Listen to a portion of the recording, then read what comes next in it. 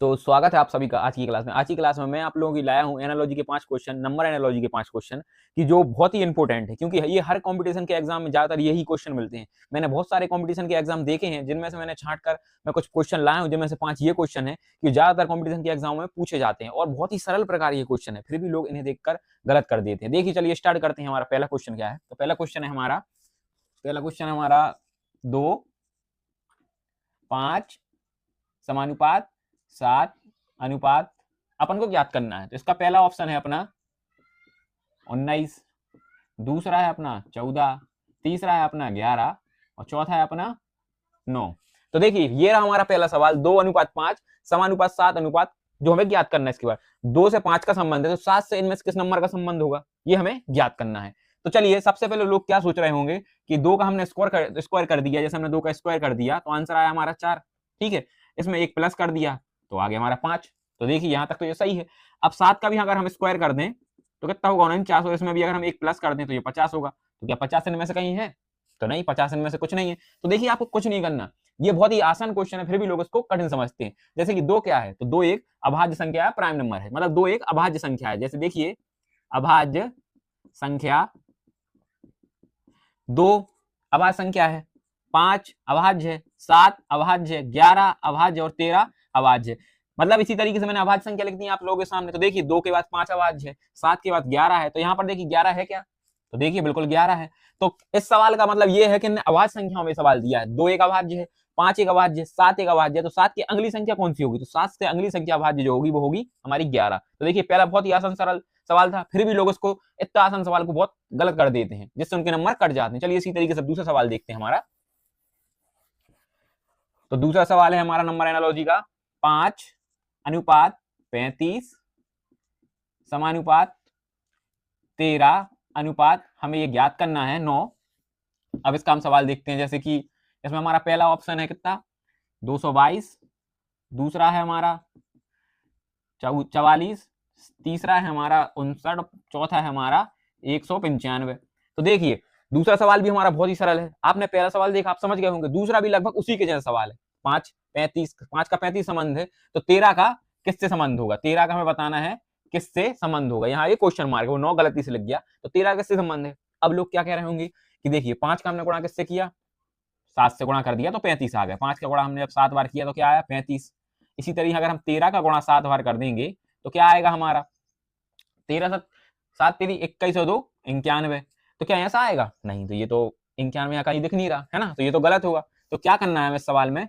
सबसे पहले हम करेंगे 5 का स्क्वायर, तो आंसर आएगा हमारा 25। ठीक है, फिर हम करेंगे 5 का 2 में गुणा, तो आंसर आएगा हमारा 10। इन दोनों को प्लस कर दो तो कितना आया? 35 आया। इसी तरीके से सबसे पहले हम करेंगे 13 का स्क्वायर, तो आंसर आएगा हमारा 169। क्लियर? अब हमें क्या करना है? 13 का गुणा 2 से कर देना है, तो आएगा हमारा 26। अब इन दोनों को प्लस कर दो तो क्या आएगा? 5, 9 और 1। तो 195 आंसर में है। देखिए, 195 विकल्प में। तो पहला सवाल कितना सरल था, दूसरा ही बहुत सरल है, बस आपको समझने की देर है। इसी तरीके से हमारा तीसरा सवाल देखिए, क्योंकि रीजनिंग एनालॉजी बहुत ही मजेदार होती है, बस लोग इसे मन लगाकर करें। तो तीसरा सवाल है हमारा 6:18 समानुपात 18, 18 अनुपात जी हमें क्वेश्चन ज्ञात करना है। तो इसका पहला ऑप्शन क्या है हमारा? पहला ऑप्शन है हमारा 19, दूसरा ऑप्शन है हमारा 32, तीसरा ऑप्शन है हमारा 16 और चौथा है हमारा 24। तो देखिए कितना सरल है। 6 का संबंध 18 से, तो 18 का संबंध किससे होगा? अब आप बताइए। तो कुछ नहीं करना इस सवाल में। इस सवाल में लोग कह रहे होंगे 6 का गुणा 3 बार कर दो 18 आ जाएगा, 18 गुणा 3 बार करोगे तो 54 आएगा। 54 यहाँ क्या दिख रहा? नहीं दिख रहा। तो क्या करना है? हमें 6 का स्क्वायर करना है। 6 का हमने स्क्वायर किया तो कितना आया हमारा? 36 आया ना। इन दोनों का आपस में गुणा कर दो। जब 36 आया तो बीच की संख्या गुणा कर दो तो क्या आया हमारा? 18। इसी तरीके से 18 का हमने स्क्वायर किया तो कितना आएगा? 18 का हमने जब स्क्वायर किया तो आंसर आएगा हमारा 324। इनका आपस में गुणा कर दो तो हमारा आंसर आएगा 8 का 2 बार, 4 का 2 बार किया तो 8 और 8 का 3 बार किया तो 24। तो इसी तरीके से हमारा आंसर डी वाला सही हुआ। तो 3 सवाल आपने देखे, बहुत ही आसान है ना, इनको करने में कोई दिक्कत हुई नहीं हुई। अब हम देखते हैं हमारा चौथा सवाल, जो बहुत ही मजेदार है। तो चौथा सवाल देखिए हमारा। चौथा सवाल क्या है हमारा? 18:9 समानुपात 12 अनुपात ये हमें ज्ञात करना है। इसके ऑप्शन क्या है? इसके ऑप्शन लिखने हैं हमें 9, 36, 69 और 15। तो देखिए अब हमें क्या करना पड़ेगा कि 18 का संबंध 9 से और 12 का संबंध किससे हो। आप सोचिए ना कि इसमें क्या किया जाए कि ऐसा होगा।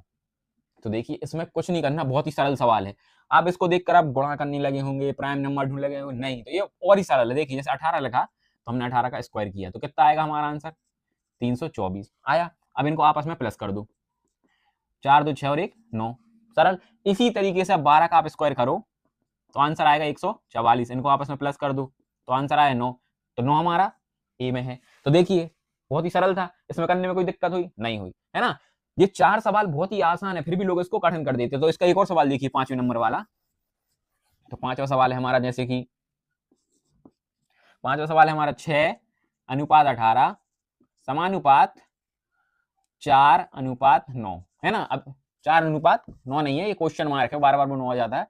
अब इसका अपन ऑप्शन लिख लेते हैं सबसे पहले, 6 है ना, 8 10 24। तो हमें क्या करना है इसका, क्योंकि 6 का संबंध 18 से, तो 4 का संबंध किससे होगा बताइए।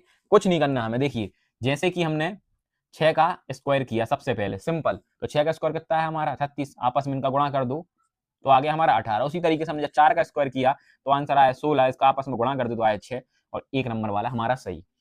समझ गए।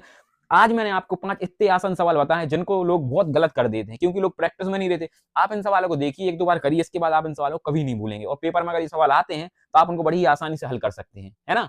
तो आप प्रैक्टिस कीजिए, क्योंकि एग्जाम बहुत ही नजदीक है, सारे कॉम्पिटिशन के एग्जाम आने वाले हैं, है ना। तो मिलते हैं अगली क्लास में।